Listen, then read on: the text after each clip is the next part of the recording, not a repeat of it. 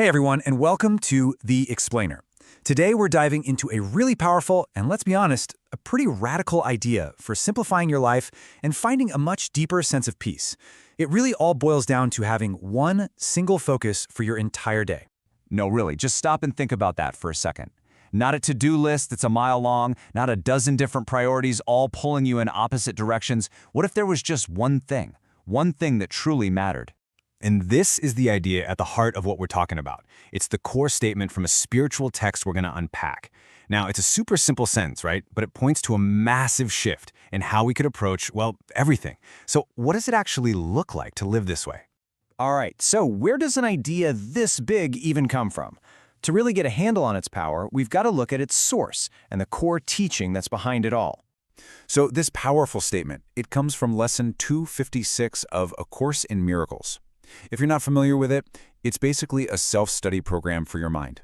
It's all about helping people find inner peace, not by changing the world around them, but by totally shifting their perception of it from the inside out. So here's the main principle in a nutshell. The lesson suggests that our one real objective is to align ourselves with a spiritual source, which the text calls God. And from that point of view, everything else, getting that promotion, running errands, even making dinner, it's all just a potential distraction from the one thing that actually brings us peace. And that brings us right to the main conflict that the lesson tackles head-on. It's this constant battle, this tug-of-war between that one spiritual goal and all the other noisy, competing goals that scream for our attention every single day. The Course has a name for all that noise: ego-driven desires. You can just think of these as all the wants that bubble up from a place of fear, or from a need to prove yourself, or from that feeling that you're separate and you've got to compete with everyone and everything around you. And when you put these two paths side by side, the contrast is, well, it's pretty stark.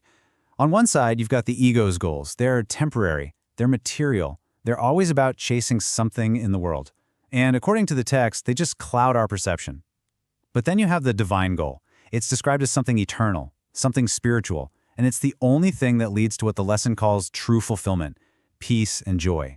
Okay, I know what you might be thinking. This all sounds really profound, but how do you actually do it? How can God is my only goal be a reality when you still have, bills to pay and emails to answer? Well, the lesson doesn't just throw this idea at you. It gives you a practical toolkit to work with. The source actually lays out a simple three-step daily process. So first, set a daily intention.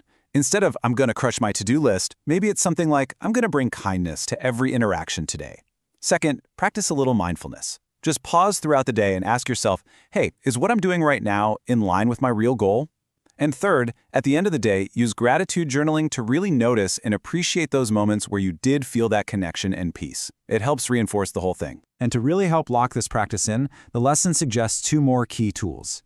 The first is a short meditation, maybe 10 or 15 minutes, just letting that core phrase, God is the only goal I have today, really sink in. The other is a simple affirmation you can use anytime, anywhere. Just repeating, today I choose God as my only goal, to pull your focus back whenever you feel yourself getting pulled off course. So if you actually commit to this, what's the payoff? What's the transformation that this kind of single-minded focus is supposed to bring? This is where we get to the heart of why anyone would take on such a radical daily practice in the first place. See, the lesson defines true fulfillment in a really specific way. This isn't the fleeting high you get from a new car or landing a big promotion. It's described as a deep, lasting sense of wholeness that comes completely from an internal spiritual connection. It's totally independent of what's happening in the world outside of you. So the ultimate promise here is a pretty profound one. By putting this one goal first, you can start to build a life that isn't constantly rocked by the ups and downs of worldly success. The lesson suggests you can shift into a more stable, internal state of peace and joy that just can't be shaken by what's happening on the outside. And that really leaves us with this final, powerful question to think about. This isn't just some abstract idea, it's a daily practice. So the question for you is, how can you, in your own life, create little reminders to keep this one ultimate goal at the front of your mind, even when the world is noisy and demanding all of your attention? It's definitely something to chew on. Thanks for joining us on The Explainer.